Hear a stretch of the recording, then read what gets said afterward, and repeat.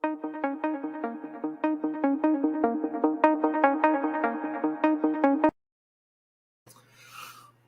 hello everyone, and welcome back to Warren's Team Talk. Thanks very much for coming to join me today. I hope you're all well and having a great day. So thanks very much for coming in, like I say, and today I'm very happy to say that I've got a very special guest with me. It's the Old Skool Gunner. And I'm going to pass you over to him so that he can introduce himself and tell you all about what he's up to and what he does. Okay, so Old Skool, do you want to pick it up, man? Yeah, let me show my guns. Let me just show the guns. All right, let me pick it up, guys. I'm just having a bit of fun. Thank you very, very much to Warren for inviting me on the show. I appreciate it very much. Greetings from Venezuela. Greetings from Caracas, the toughest city in the world. Trust me, boys, it's tough over here. Forget Liverpool. This is Caracas. All right. Thank you to everybody. Respect to Liverpool, by the way. Thank you to everybody that has subscribed to my channel recently. Thank you to Warren for having me on his show. I appreciate it, Warren. Thank you for having me on your program. Big up the steps. I see your steps. I'm just going to tell you a little bit about me, about my channel, what it is basically I do. Obviously, you don't need to be a rocket scientist, guys. I have an Arsenal channel, and Old Skool Gunner is my channel, like you see here. I started my channel in 2018, so 3 years ago. Obviously, I had little or no experience, and I went from there. I started producing content, not too much. Then I started building up. Really, I kind of got into it, I'd say. I started my channel when I was living in Switzerland. I am an Irishman, by the way. I'm from Cork, in the south of Ireland. I start, and I'm proud to be. Then I moved to Switzerland, and I started my channel in Switzerland in 2018. In the meantime, last year I left, and I moved to London. And then when I was in London with my wife, I had a bit of extra time to look around me and to put a bit more time into my channel. And within the space of 2.5 months, I went from 180 subscribers to 1,100. Now, if anybody wants to ask me how I did that with a hell of a lot of hard work. That's why I did it. There's no easy way around it, guys. In 2.5 months, I jumped from 180 subscribers to 1,100. In 2.5 months, I worked my ass off. That's all there's about it. Now, I'm moving forward again. Before the end of the year, I should be monetized. But I couldn't care less about the money. I couldn't care less about any of that. I'm doing it for the club, and I'm doing it for me. Because any YouTube channel, when you start, that should be your aim. Monetization. End of story. It doesn't matter how successful you are, how much money you make. I like creating content for Arsenal fans and for the club. A place where people can come, like Warren, like myself, like Arsenal Alex, like Stapes and his YouTube channel, The 3 Pointers, that he has with 2 of his buddies, like Northside London, like John by Dre. I like the community. I care about the club. I'm a fan of the club. And I like having contact with other fans. I couldn't care less about fame and fortune, guys. I'm doing it. Simple reasons, because I love the club. That's all there is about it. That's why I started my channel. So there you go. Thanks very much, Old Skool. Right. You're welcome. Thanks very much for coming in to join me today to do this. So what we're going to do today, all right, is I'm going to have a chat with Old Skool about his life watching football and how it all started and interesting stories he might have about that. So that's what we're going to do. Now, just before we get started, I'm just going to have a look at some of these comments. So, hi, Stapes. Hope you're good. Yeah, we're fine. We're looking forward to getting into it. And James Dunlop, he's always on my streams. Fantastic lad. So I really enjoy it when he comes on. I hope you're well, mate. Nice to see you. So thanks for coming in, both of you. Right, let's get on with it. So, Old Skool, obviously. Let's get on with it. Huh? Sorry, what was that? Can I just say thank you to James? Yeah. Thank you to James. Big up yourself too, my friend. Big up yourself. Right. Okay. So, Old Skool. You mentioned earlier that you're from Cork, I'm from right? Cork City, my friend. Yeah. Born and So bred. where did you sort of? First thing I want to ask you is about. So where you grew up and how you ended up getting into supporting Arsenal? Yeah, sure. um, I grew up in, yeah, like I said, in Cork City. I grew up in the south side of the city, a place called Mahon, a very disadvantaged, rough area, a very poor area. So I came from Mahon. I was lucky enough then that my family, my parents, they worked hard, they provided for me. But like I said, I came up out of a really rough area. I came out of there. Basically, I started supporting the club in 1993. And I remember I was just about to go into secondary school. And my poor mum, as innocent as she was, she went into I'll speak a little bit slower for you guys, my accent is a bit strong. My poor mum, she went into the city centre to buy me a pencil case because I was starting secondary school. And the pencil case that she came home with was Everton. James Dunlop is going to like this. I don't think the poor innocent soul, yeah, my poor mum, she's still alive, by the way, so we don't have to be too sad about it. She got me a pencil case, Everton, the blue of Everton, the big crest on the front, not realizing that Everton was a Premier League soccer team. I, of course, rejected that straight away. I gave it to an Everton fan I knew, a friend of mine. I had already chosen to start supporting Arsenal, and that was it. One of the first games I remember was the European Cup Winners' Cup, UEFA Cup, the final when we played Parma. Well, that was 1994. Alan Smith scored the goal in the second half. I think it was the second half. We won the game 1-0. Parma had Thomas Brolin. They had Martin Dahlin. They had serious, like Thomas Brolin was a serious player for Sweden back in the day. Top class. But Arsenal's defence just about managed to keep him out. One mistake by one of their centre-backs, one of their defenders, Smith chested it and volleyed it into the corner. And that won us the Cup Winners' Cup. So that was one of my first memories of Arsenal. There's been so many memories. There's been many good memories. Like I said, I've supported the club since 1993. And that's a hell of a long time. Not as long as Warren has, but that's a hell of a long time. Yeah, an Everton pencil case. I'm not joking. I'm serious. I can still remember it to this day. I'm not joking. I'm serious. My poor mum, women, she didn't have a clue what it was. She didn't even know what Everton was. She probably thought it was a place. Well, it is a place. But she probably thought it was like, no what? When she came back with the Everton pencil case, I was like, come here. Gave it to a friend, and I just moved on to Old Highbury. Highbury was already in my line of sight, and I just moved towards it. But my poor innocent man, let's try to move past that before I embarrass her further. But yeah, basically, like I said, I'm one of the lucky fans, guys, because I've supported the club a long time. Not as long as Warren, but long enough, 28 years. I have seen the good times and the bad times. I feel sorry for a lot of the younger fans these days because all they're seeing is that fool Mikel Arteta and that idiot Edu. And to be honest, we haven't won the league in 17 years. That's not their fault, of course. But 2004 was the last time. I feel sorry for some of the newer fans like that, or anyone that's coming up now, like 18, 19, and supporting Arsenal, because they haven't seen the times that me and Warren have seen. They haven't experienced the victories, and I'm sure Stapes can remember, and the guys on the 3-pointers, and Arsenal Alex. They can't remember those good times, when we had the Invincibles. We went the whole season unbeaten. We won the league at White Hart Lane. We were trashing Manchester United, like FA Cup final, like Patrick Vieira's last game for the club. We scored the winning penalty. They were better in the game, but we beat them, like we always did.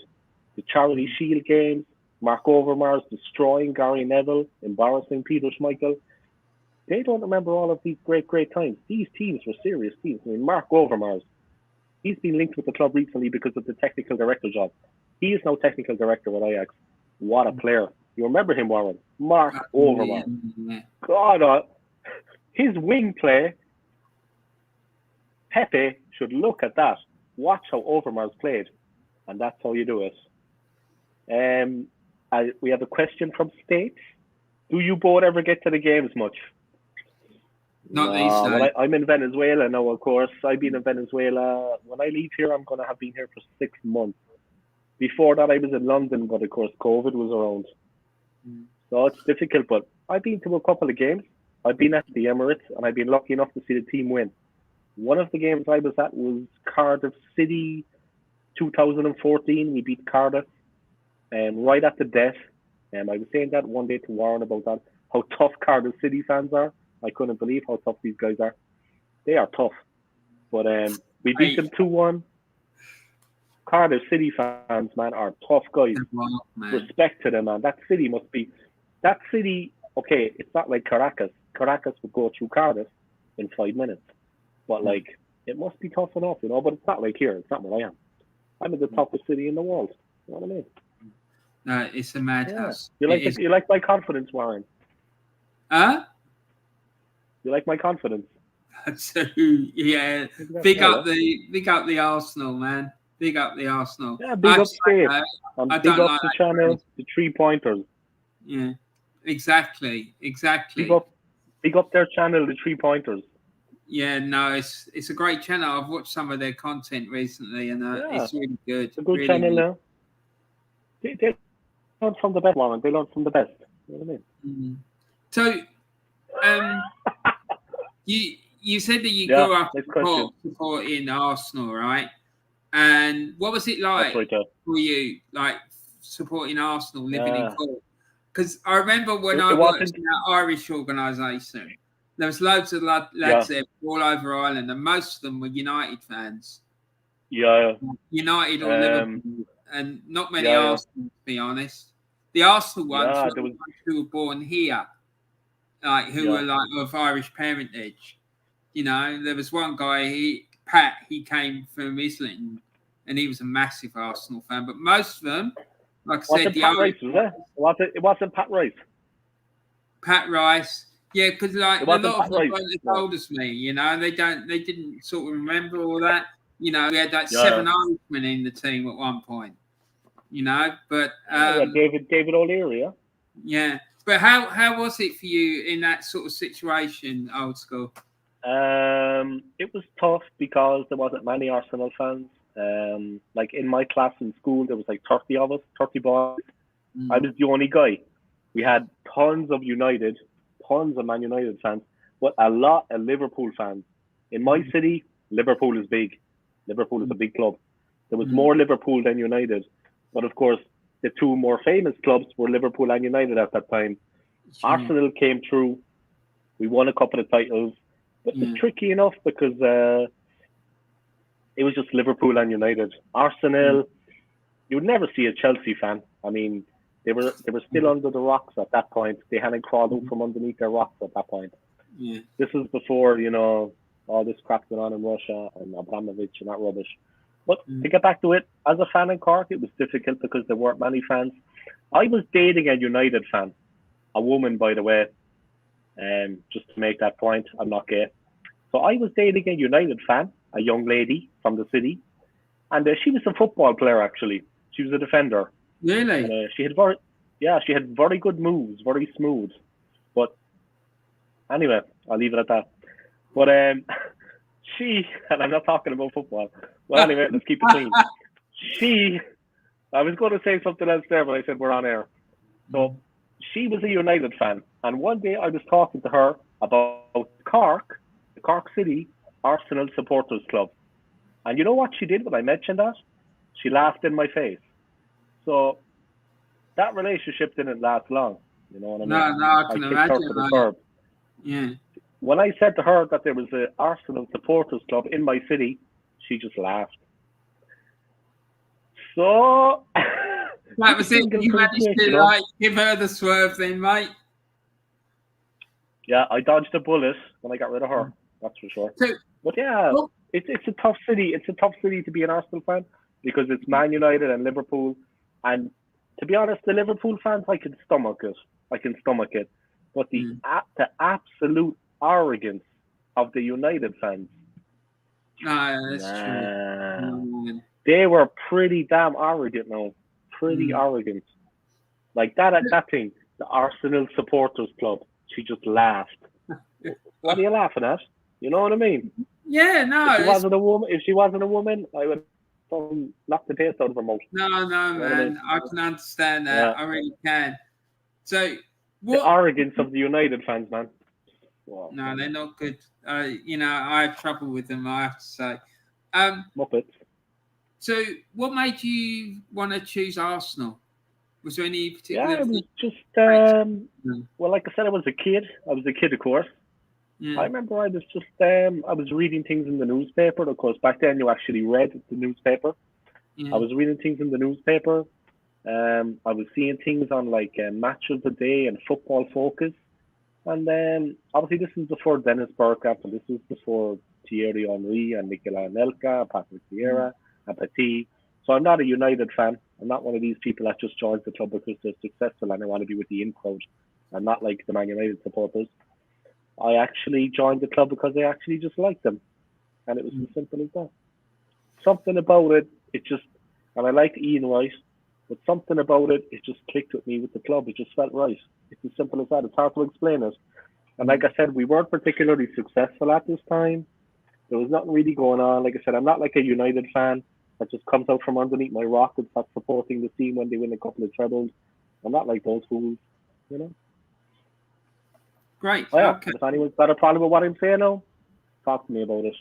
My door is open. No, I had a similar experience because for me, I remember I was in my bedroom and I was playing with this like league table chart, and my dad Yeah. came into the room and said, "Right, if you want to go and support a team, I'll take you, but make sure it's a team based in London because obviously we were living in Kent."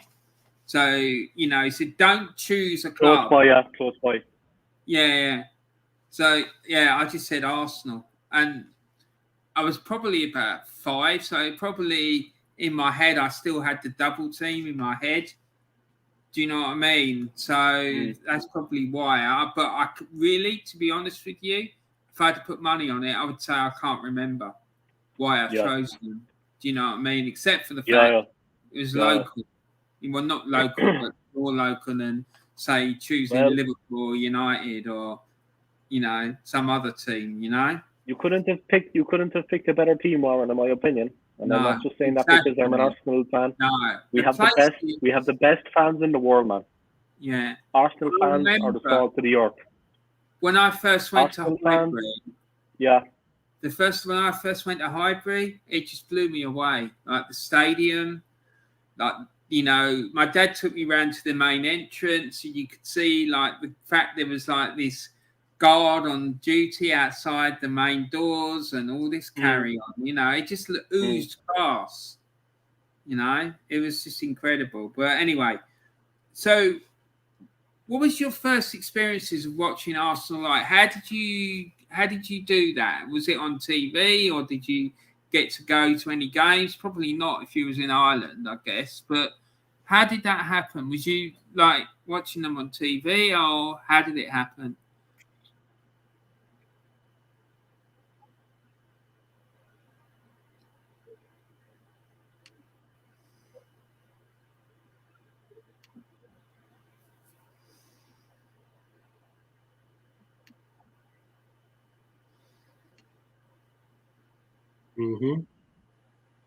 The sound is gone. That is because the computer's off. Can you hear me? Yeah, I can hear you now. Yeah. Oh, okay. Sorry.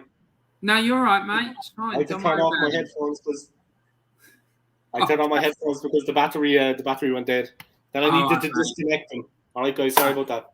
I can answer. Don't worry. So I was just asking you, how when you started following the Arsenal, how did you watch the matches or like know what was going on with the games? How was that for you? It wasn't so easy, to be honest. My parents, for example, they weren't really into like getting Sky Sports and stuff like that. And this was back in the day, like I was actually I was living at my parents' house. I was a young fella, and they obviously decided what TV channels we got. You know what I mean? Yeah. So we didn't have Sky Sports, thanks to my parents being back in the Stone Ages. So I still thank my dad to this day for that. Every time I call round, I say thanks. But ruining my life. No, but seriously, I used to listen on the radio. I used to listen to the radio, man. I remember I was watching a game before and we went to Old Trafford and we had to play United. And this is when they had Eric Cantona and this is when they were on top. Yeah. And I was watching the game. I was listening to the game on the radio in the dining room, sitting down in one of the chairs listening to it. And we were doing all right till about the 60th minute. They beat us 1-0. And then Cantona launched a volley into the roof of the net past Seaman. I didn't even have the commentator. The commentator didn't even have to tell me what had happened. I could hear the roar around Old Trafford. All I heard was Cantona. And then I heard the roar. It was deafening. You couldn't hear the commentator. You couldn't hear anything. All I heard was that the ball came to him. Cantona. And I just heard the most deafening roar. The goal, I saw it later on Match of the Day. The goal was, I don't know, do you remember it? He chested the ball down and he volleyed it into the roof of the net. He beat Seaman, even though Seaman was standing on the line. What a goal. No. Cantona was an amazing player. I think I remember the game that you're talking about. Yeah, they beat us 1-0. In that time as well, the rivalry between the two of us was really fierce. Yeah. You know, and it spill over. Cantona was a fantastic player. Yeah, fantastic it would spill over, on the pitch. You know, there was a few physical confrontations. Yeah, there was a bit of niggle. Yeah, there was a bit of bite, but that's okay too.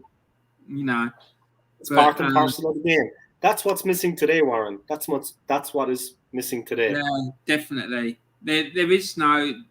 That's why I used to like Guendouzi, because he had that about him. In that business at Brighton, when he was running around confronting people, going on about his wages and whatnot. Yeah.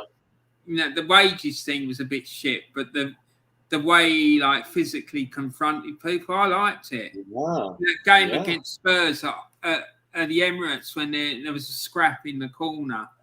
I just thought, well, that's what it used to be like years ago. Tony Adams and all of them piling in. That game at Norwich at Highbury when we won 4-3 and there was a melee in the penalty area and the goal and stuff like that. I mean... I want a bread so what's up? Sorry, mate. There's phone there. Yeah, no. I'm going to leave that. Yeah. So, I think that's... yeah, so my son in the picture didn't get a choice. I made him, this is Stapes, he's come in with a comment saying, my son in the picture didn't get a choice. I made him Arsenal from day one. He thinks Wenger is his granddad. God. Oh, poor kid, Stapes. Respect to Stapes. Respect. Yeah, exactly. You're a good man, Stapes. You're a good man. Yeah. So, James Dunlop says it's a shame that rivalry between Arsenal and Man United is no longer that fierce. I always enjoyed watching that fixture back then. Yeah, we did get really intense. They were the good old days. I remember the game at Old Trafford when there was a 21-man brawl. I think the only one who didn't get involved in it was the Arsenal goalkeeper. There was just all of them piled in. Oh, was that the Van Nistelrooy penalty miss? No. This was before that. This was when this was in George Graham's time. And, okay. I remember we went up there one year and they physically battered us, right? And George come out afterwards and said, "Yeah, don't worry, that's not going to happen again." And he was right. It didn't. They went up there and then they just all kicked off. And we ended up getting deducted 2 points. And that year that we went almost unbeaten, we lost only one game all season. We had 2 points taken off us for that brawl. Right, United had 1 point, and so that was a bit mad, to be honest. So I'll just let me get my paper. They were the good old days. Yeah. So before VAR. So did you, when you came to live in London, were you going to the games? No, well, I only. For a while, weren't you? Well, I only started living in London for like 5 months. Oh, okay. I was only living there for 5 months, and in that time, I was trying to get settled in the city with my wife. We were looking for work. It was COVID time, so it was, Then I started working, unfortunately, with a Chelsea fan. But he was a cool enough guy. I was a cool enough guy now, in fairness. English guy. But he was cool enough. But I didn't get to see any games because I went out to the stadium. I visited the stadium just before the lockdown started again. There was like a second wave of a lockdown in London. So the last day before it started, I took advantage of it and I went out to the stadium to total lockdown and the stadium closed. So I was out at the Emirates that day, had a nice time. I took some photos, I went into the club shop, took a little look around. I think I bought that. Was that the day you did the stadium tour on your channel? You know, What's the that? stadium tour. On your channel, you've got like a video of the stadium tour. Is that the day that you did that? No, that was 2018. Yeah. Okay. That was a couple of days I had in London. I was living in Switzerland, so I flew from Zurich to London with my wife, and we went around the stadium. And she actually recorded that video because she's good at it. But I recorded that video with a Canon camera, and I uploaded it. And that's the one. And now, if you're new to my channel, if you come to my homepage, that's what you see playing. That was in 2018, so 2 years before the last time. Excellent. That was fun. That was when Unai Emery was manager. If you see when they go into the little office, it's Unai's office, and then you see there's a picture of Unai Emery, and there's this little red sofa, and poor Unai Emery. That was fun at the stadium. It's a beautiful stadium.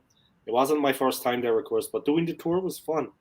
And like the VIP section where you can book a meal with one of the Arsenal legends and this kind of thing, it's fantastic at level. You know what I mean? The stadium itself looks absolutely stunning. And they have trophies in the cabinet. It's not like White Hart Lane where they don't have trophies. It's not like White Hart Lane. At the Emirates, they actually have trophies in the cabinets. It's not like at Tottenham. And they have players there that have won.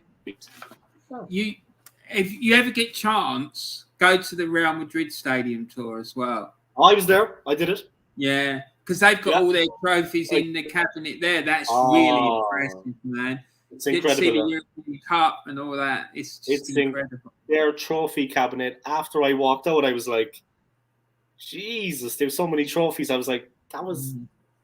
It's mad. It is absolutely silver mad. European Cups. They've got the big silver European Cups, like the big ones from back in the day. Yeah. Huge ones. It's wild. It really is. Yeah. And they polished them, and it's bright lights and shiny and everything. Yeah, so, I recommend that too. Real Madrid is the Bernabeu. It's cool. So,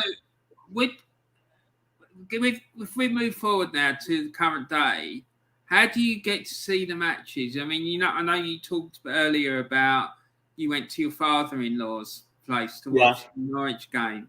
But is that fairly typical if you want to go and see a game that you have to go? No, it's not, because we were just meant to visit him at that weekend. We were just visiting him. Okay. He lives on the other side of the city. So we were visiting him. So it was just actually pure luck that on that day, Arsenal were playing too. We don't have the digital TV here, so I never get to see them play. I just watch the highlights. on YouTube or on my phone. Okay. Because I had a problem with... I had BT Sports. I had BT Sports when I was in London, but now, of course, here, you can't do that. No, I can imagine. And I can't afford to pay for Sky and BT and all this carry on. And I was watching it on a stream on my phone. But recently I've had a problem with it. I can't get to watch them.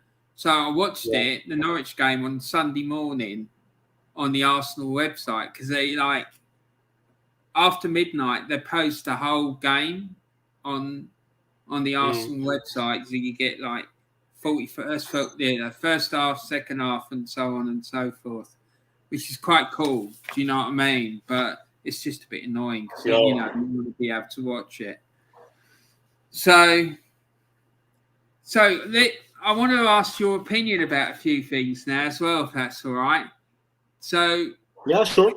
I'm going to give my honest opinion, and then I'm going to Yeah, tell the story about Roy Keane. yeah, I'm going to ask you about that. That's on my list. I'm going to tell the story about Roy. Well, let's talk about Roy now. Tell us the story about Roy Keane. Okay, so Roy, of course, is from Cork City. And Roy was a cheeky lad back in the day. He had an attitude, man. He had a chip on his shoulder. You know what I mean? He had a chip on his shoulder now the size of, my God. Anyway, Roy came back for Nottingham Forest. And Roy was walking around like this. You know who I am. I'm Roy Keane. So he went into his local, which was the Temple Acre Avenue. Temple Acre. So Roy went into the Temple Acre Tavern. And he saw all his old friends there. Now he had Gucci this and Prada that. You know what I mean? He thought he was David Beckham. You know what I mean? So he went in there and all the locals, all the people that knew him before, they took one look at him. He had this attitude there. He was like changed. He changed. Okay? So he went into the bar and he went up and he got a drink and he was just full of this kind of attitude. And the locals in there, the people that knew him, absolutely tore him apart verbally. Yeah. They absolutely belittled him. They made him like that small. They started on his hair and they finished at his shoes. You know what I mean? He got absolutely crucified. So they said, leave the bar, go back out, and when the old Roy comes back in, you'll be welcome. So they told him to leave. In this place now, you'll get stabbed. This bar, they'd actually stab you. So I'm not joking. It was rough. I mean, you could get killed. So there's drug dealers in there. I'm not going to lie, but I'm going to keep it clean. I'm going to keep the video clean. He left and he went away. Okay? A couple of days later, he went back in. He was wearing a normal polo shirt, nice, but modest. A normal pair of jeans with a pair of runners. And he went in. Hey, guys. Hey, Roy. And everything was fine. He just went in like a normal guy. Nobody bothered him. He went up. He got his pint. He sat down. And he was talking to people. And everything was fine. But, of course, the big shot coming from England with his football contract, they didn't like that. And they absolutely just... the whole bar. But when he went back in the second time, he was himself again. So that's my story. Fantastic. No, I love it. He's a tough guy, yeah. He's a tough guy, but with these guys... No, but... He learned his lesson, yeah. They brought him back down to earth with a bump. Yeah, Very definitely. fast. That I can't stand that carry on. Do you know what I mean? He was coming in like Lord of the Manor. That's why I loved it when Kieran Tierney turned up at Bramall Lane in the FA Cup. Like, was it not that last season, the season before?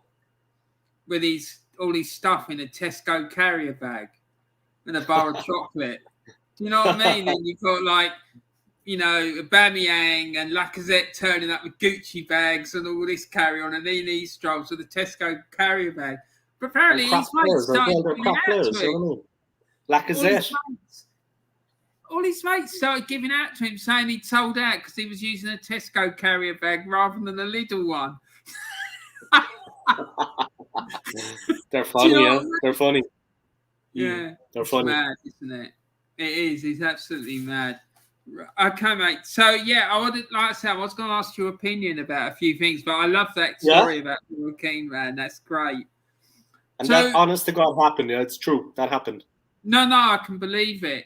But the reason I believe it is because of that story I told you about my mate Joe, who was from Cork, and he was back home in Cork, and he was in a bar, and Roy Keane walked in, and he said to Roy, "Oh, congratulations on all the success you've had." And Roy turned around to him and said, "Well, don't you think I deserved it?" Do you know what I mean? So James has come and said, "Look, Good job. Roy learned his lesson after that. Laugh out loud. Yeah, Man, it's it is. too much. You They know, were going to tear the clothes off his body. You know what I mean? They were actually going to rip the designer gear off him. He was lucky he wasn't assaulted. Exactly. So, like I said, I want to ask you your opinion about things. Right. So, what's your take on VAR, Old Skool? Jeez, that's a good question.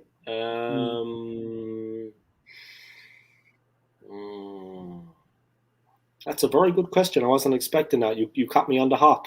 I don't want to embarrass myself. What Do you is want my me to come back opinion to on it? VAR? Do you want me to come back to it? We can talk about that No, later. let me deal with it first I'll strike while the iron is hot. I think it works. I'm a fan of it. I'm behind it. Players are always going to be whinging and moaning to the referee. Normally Man United, Spurs, that's their thing. They're always going to be whinging and moaning to the ref. Even when VAR makes a decision, the ref has a very difficult job. And in the split second, he needs to make a decision. So it's good that he can call on VAR. Sometimes I think VAR might get it wrong. Rarely. But regardless, I think VAR is a very useful tool. They've been using it in rugby for a long, long time. Now they're using it in football, in soccer. Now they're using it in football. So I think it's a good thing. I'm behind it. Whether or not it affects Arsenal positively or negatively, I think in general, in world football as a whole, I'm all for it. I support it. I think it's a positive thing. I don't have a problem with it. I think the referee needs something because straight away the referee is under a lot of psychological pressure and he needs to make a split-second decision. That decision could cost the team the title, if you want to put it like that. It could cost the team staying up or going down. It could be the difference. So I'm all for it. And I mean, the VAR, like Stapes is saying there, so far this season, it's working better than last season. Yeah, it is. I support it. I'm behind it. I support it. I am too. I think it's really good, and I think it's long overdue. You know, it's been working in rugby. It's been working in cricket.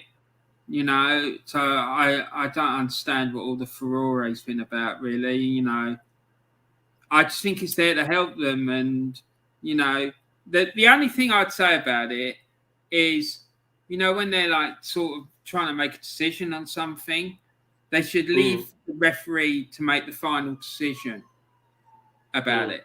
So, for example, if they think there's something that the referee's missed, I think they should be saying to them, you need to go and look at this or you need to go and look at that. And then the referee goes and looks at the screen. Do you know what I mean? And then do that. But yeah, I completely agree with you, mate. I really do. So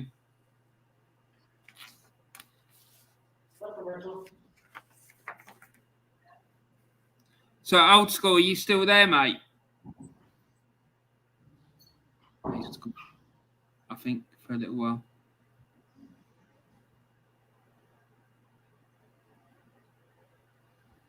So yeah, we're gonna have a chat with Old Skool in a sec when he comes back.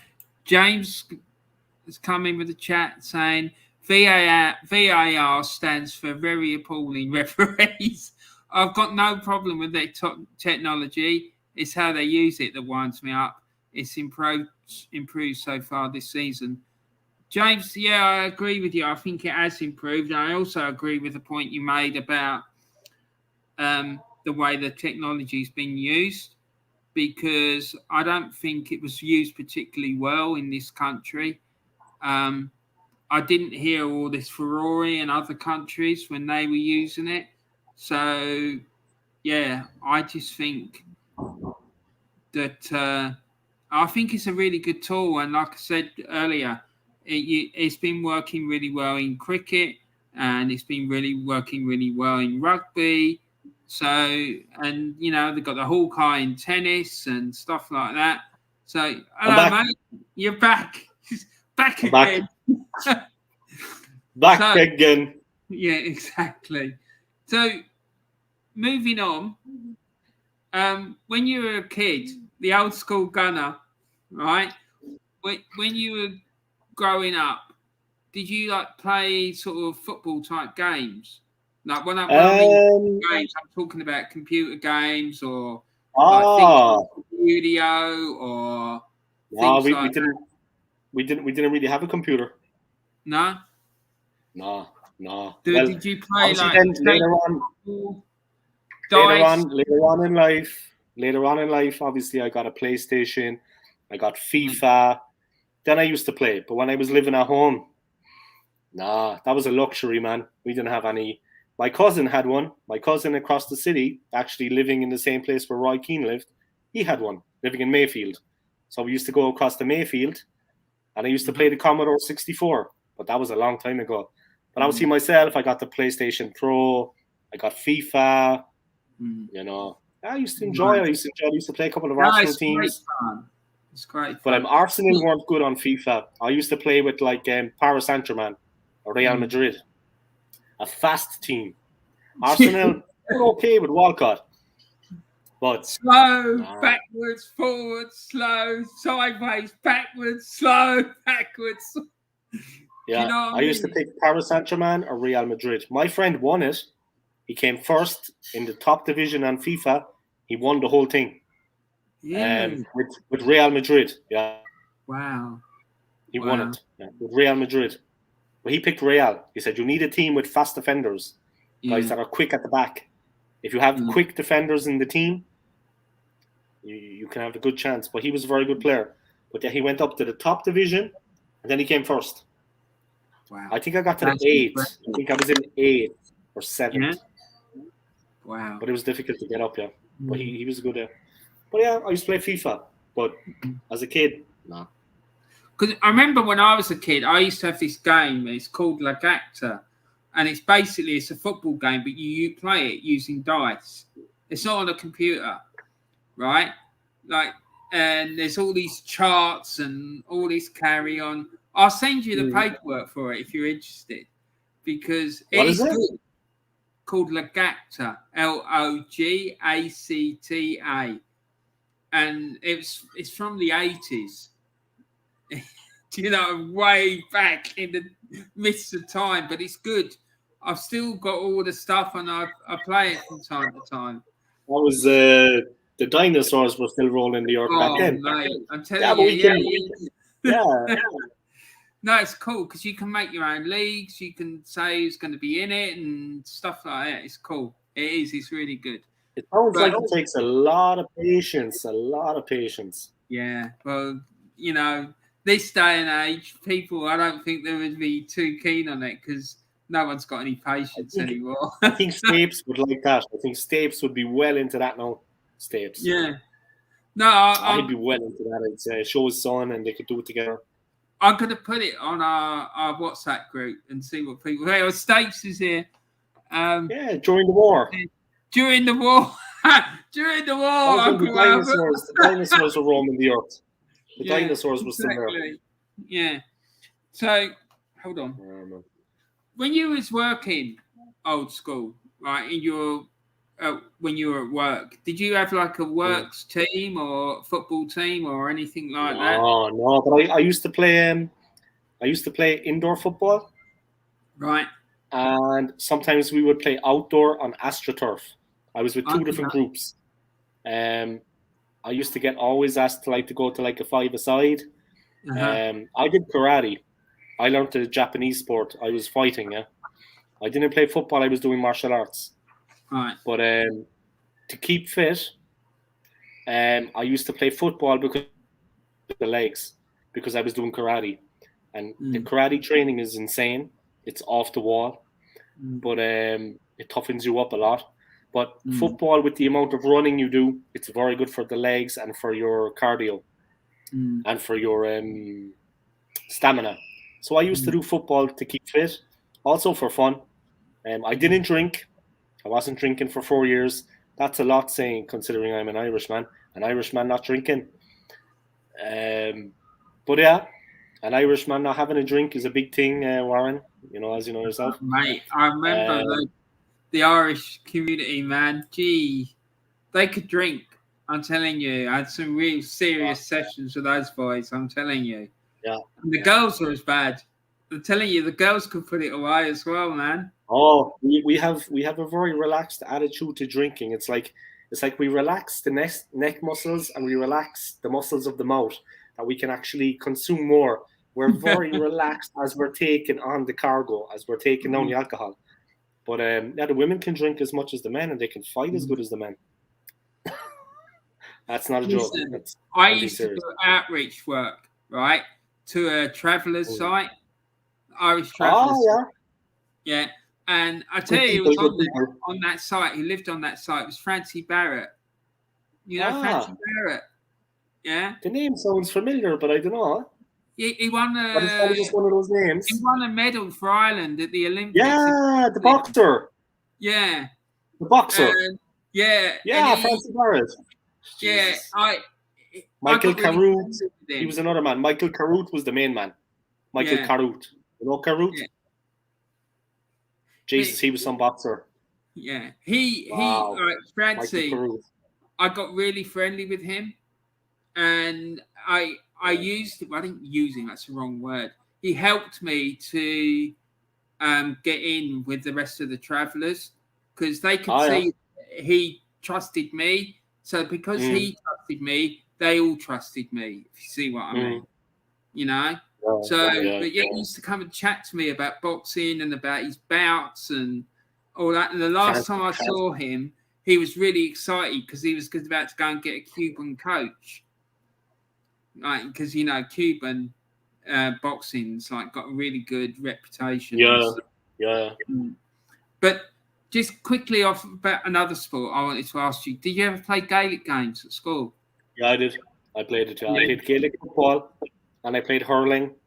They're tough games. I also played for a club, like outside of the school, because there's clubs everywhere. There's clubs everywhere, even in the city. The city has a lot of clubs. I played for them. The clubs in the city would tend to be maybe a little bit smaller than the ones in the county. The ones in the county tend to be bigger clubs maybe, and they have more active members. But I played for a couple of clubs, lower league, and it was fun. I enjoyed it. Hurling is a very hard game. It can be painful. If you're not one of the best guys in the world, it can be painful. They do a thing called tap. I don't know, have you ever heard of that? But it's an incredibly painful thing in hurling. What's that, sorry? They do a thing in hurling called the hand tap. I don't know, have you ever heard of that? Okay, so out your hand and you look to take the sliotar. You grab in your hand the ball. They come along with the stick down on the hand here. Oh, Jesus. They hit you on the hand, right? Now, this is a cold morning. It's raining and it's foggy and it's frosty. They hit you with the stick on the hand. When you go for the ball, then you go for the ball the next time, you get a crack on the hand. In the end, you're actually kind of psychologically, hurling is a hard game. I'm telling you. No, that's no idea. With respect to women, across the hand like that. It's a man's game, and I don't mean to be sexist when I say that. It's a man's game. Hurling is a man's game. No, you go to I remember the guys. Man, with the stick, and then they do it again, and then they do, and each time the ball is coming in, I would jump, putting up my hand. They're coming down with the stick. It's very hard. It's very painful. Man. Yeah. God. You have to jump to catch the ball. It's a very hard game. Yeah. I can remember the fellas in Irish Centre Housing telling me about the hurling, and it sounded an absolute madness. Really, absolute madness. So we've got comment from Luffy D Monkey. Hi, Luffy D Monkey. Hello, Luffy. Hi, Luffy. How are you? They put, "Come on, you Gunners." Well, excellent. That's what we want to hear. Come on, you Gunners. This year is going to be our year, Luffy. We're going to win the Champions League this year. This year is going to be our year. And he's We're coming all with set for the Champions League. He's saying, watch him from Mumbai. Cheers. Mumbai. I've been there. Nice to see you. Thanks for coming in. Great elephants in Mumbai. They have the best elephants in Mumbai. I love the elephants in Mumbai. Really? Yeah. The Indian elephant is a big elephant. I like them. They have a lot of them in Mumbai. They have the car, really? the elephant. I've never been there, mate. But the car and the elephant. Mumbai is a big city. It's big. It's busy. A lot of elephants. Well, Fluffy, and thanks for that, mate. Thanks a lot, Fluffy D Monkey. Yeah, thank you. So next thing I want to talk to you about, mate, is what teams, right, did you dislike when you were growing up and why? I mean, obviously, from Cork, we've talked about the amount of United fans, but what teams when you were growing up did you dislike and why was that? Well, obviously, I absolutely hated Tottenham Hotspur. That goes without saying. Because they're an awful shower. You know what I mean? Mm-hmm. I could say something there now, but I'm going to keep it clean because we're on your channel. Listen, mate, you can say what you like. I don't care about me swearing and I don't like talking about Arteta, so go for it. I didn't like Tottenham Hotspur. I really didn't like them. Everything about that club offends me. That's a good joke, Stapes. I got an elephant. The missus is in the kitchen.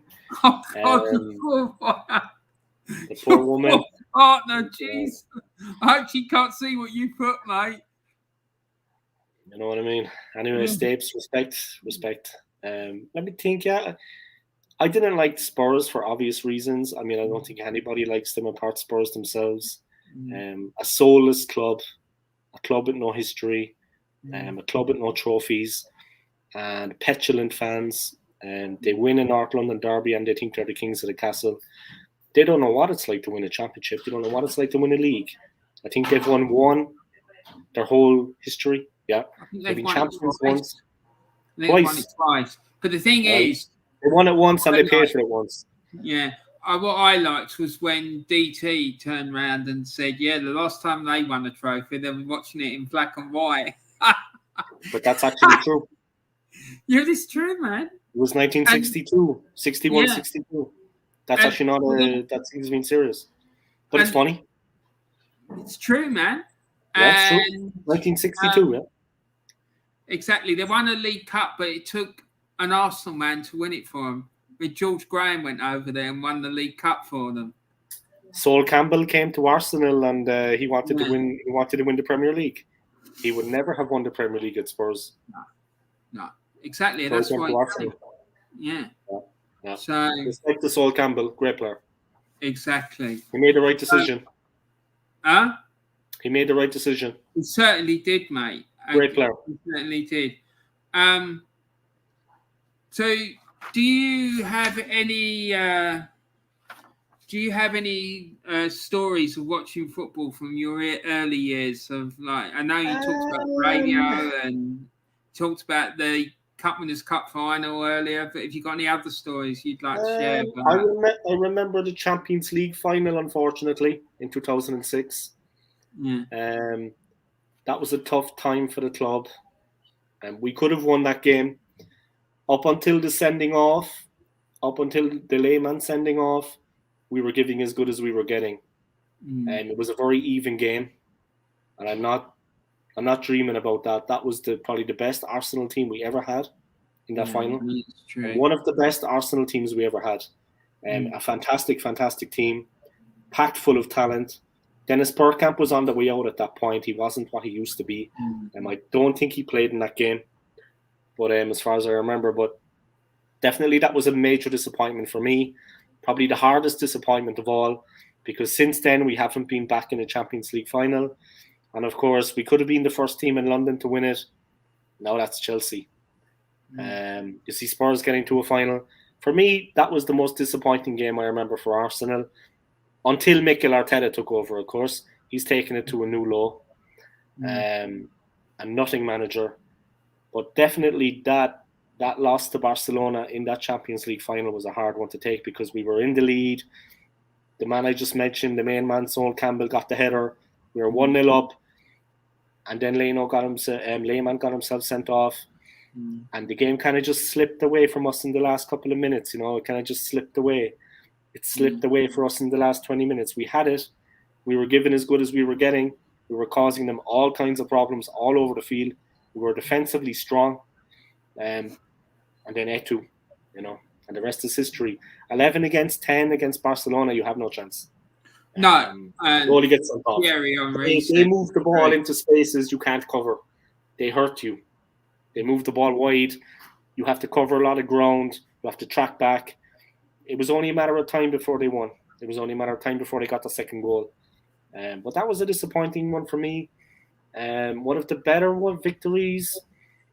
There's been a lot of good wins. There's been so many good ones. But I definitely look back to the team of Vieira, Petit, Parler, Overmars, Bergkamp,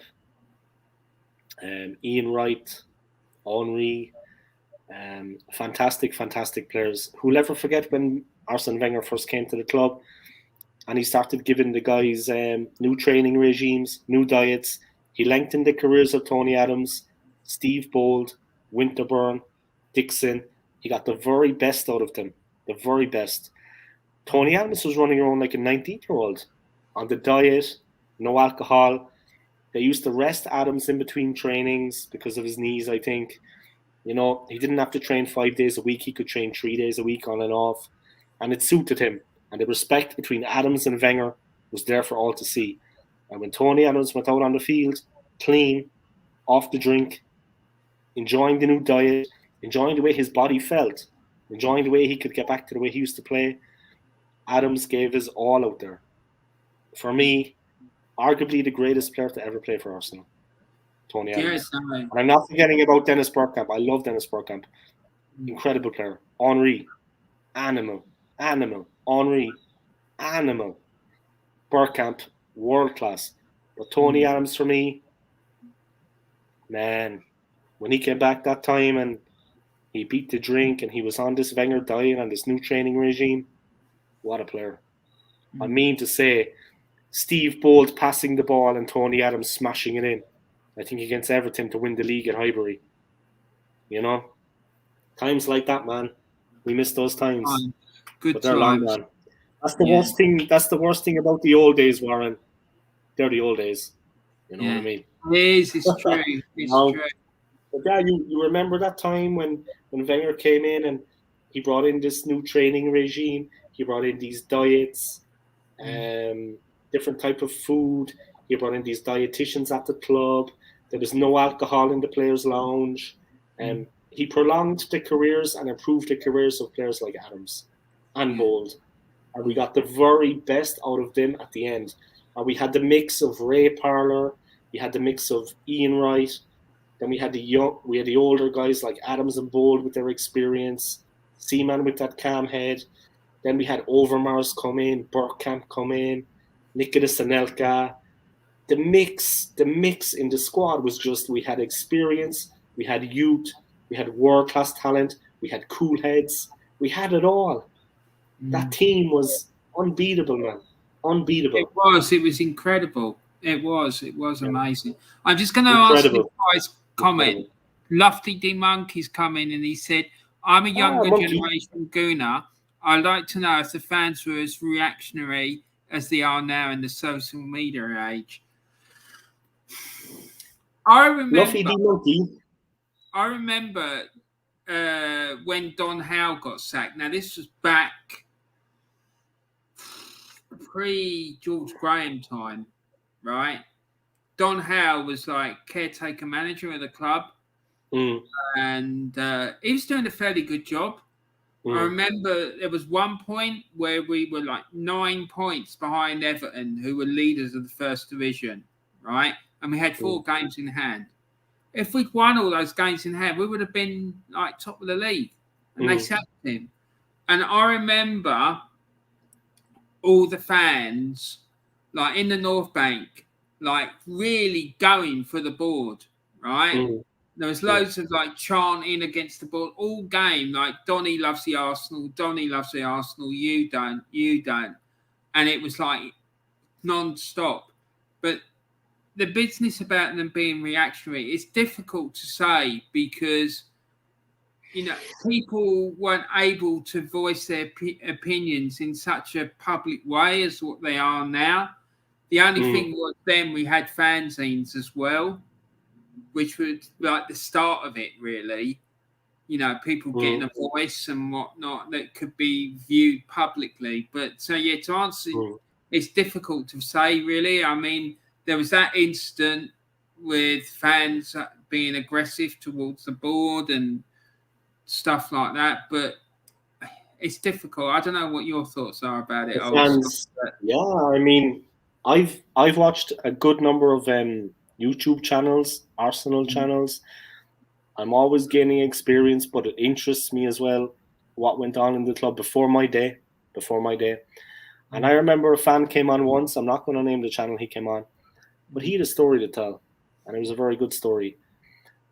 This is how reactionary fans can be, with absolute positivity, God on their side. They were right, 110%.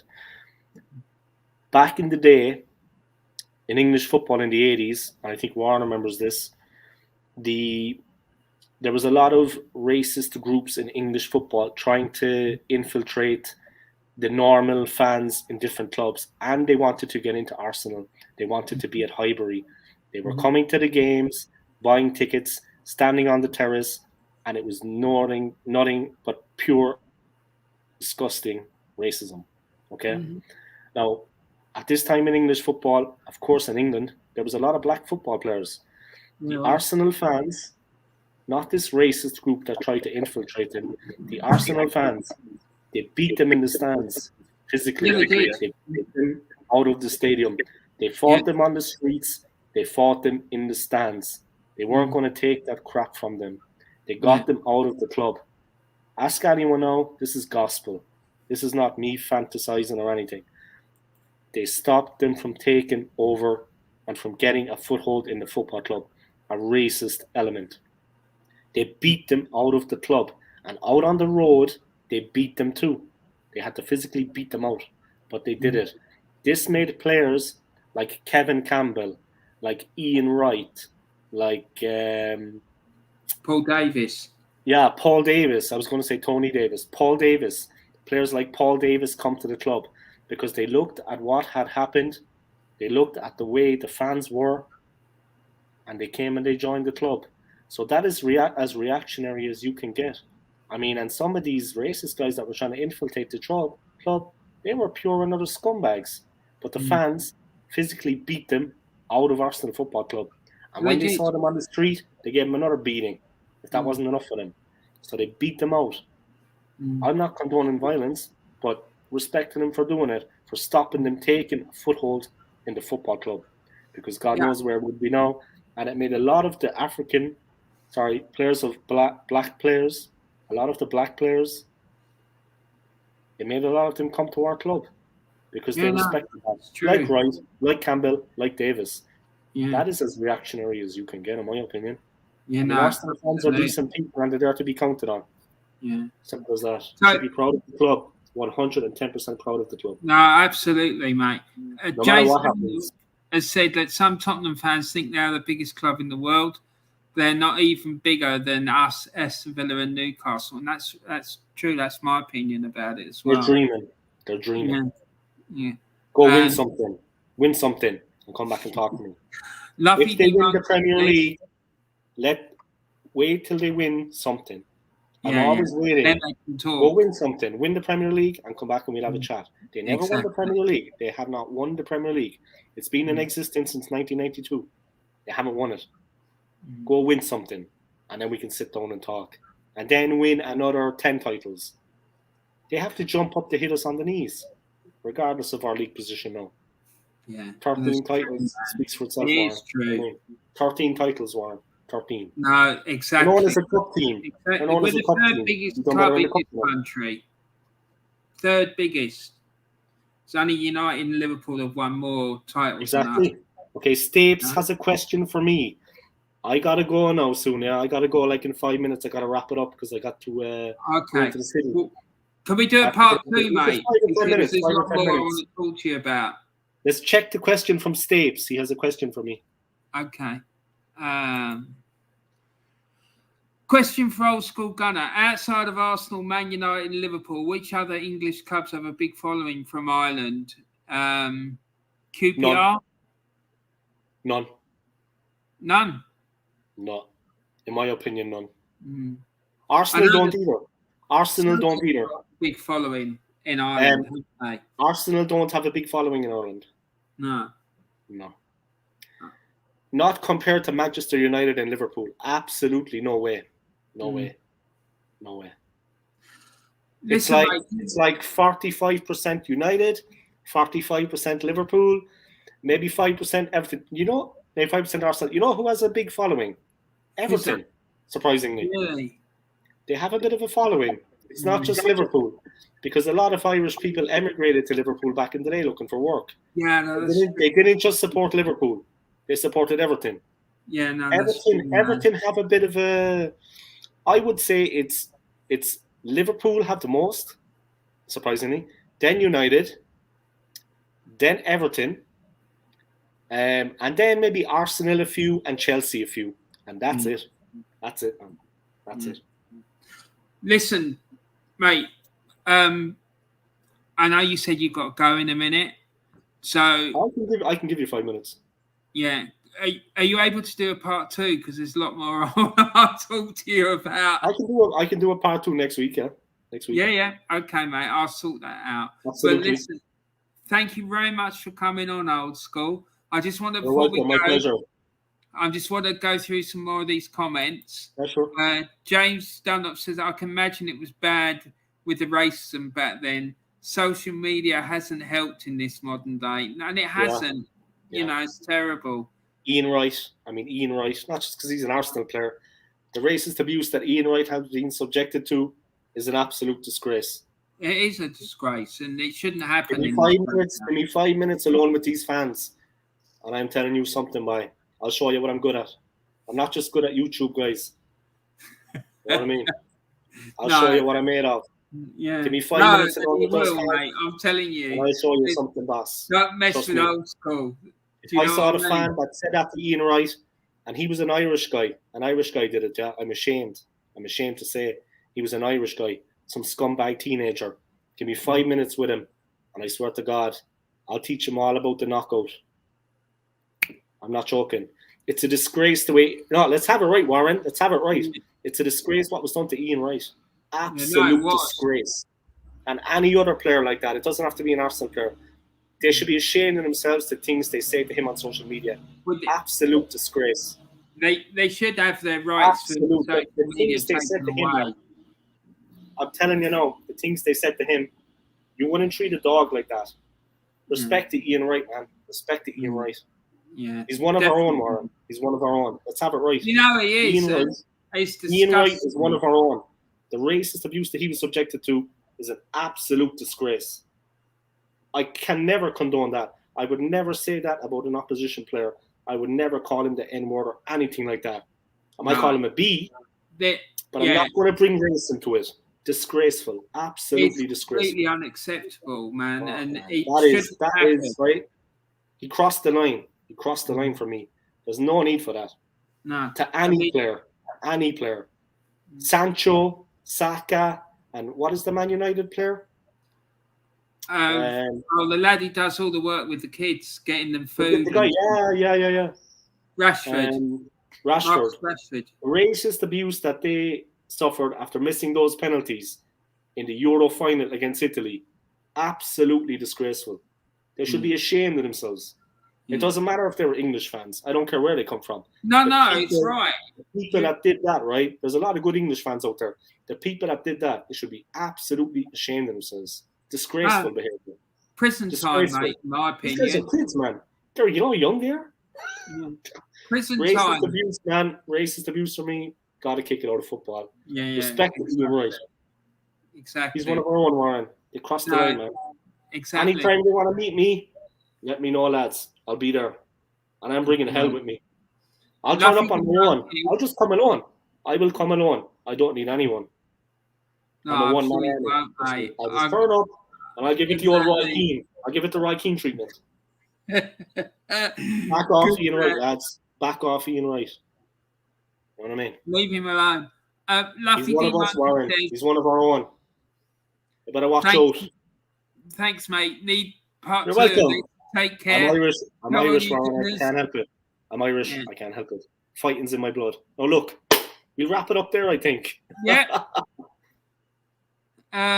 James Dunlop says, cheers, lads. Big up to you both. Warren, by the way, Diesel is streamer later tonight. Oh, my God. That's going to be interesting. It should be exciting. And State says, great show, guys, but I've got to have my dinner now. Catch you both soon. Thanks for See you later, Stapes. Thanks, everyone, for coming. Thanks to Old Skool for coming in and having a chat with us. My pleasure. My pleasure. And I'll sort out the part 2 for next week. I'll be there, and I'll try to be a bit calmer at the end when I talk about Ian Wright. Yeah, but thanks, everyone. Don't forget to like, share, and subscribe. And please go and check out Old Skool's channel. And yeah, there it is.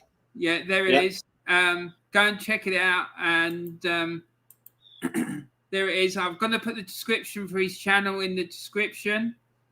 The link for his channel in the description.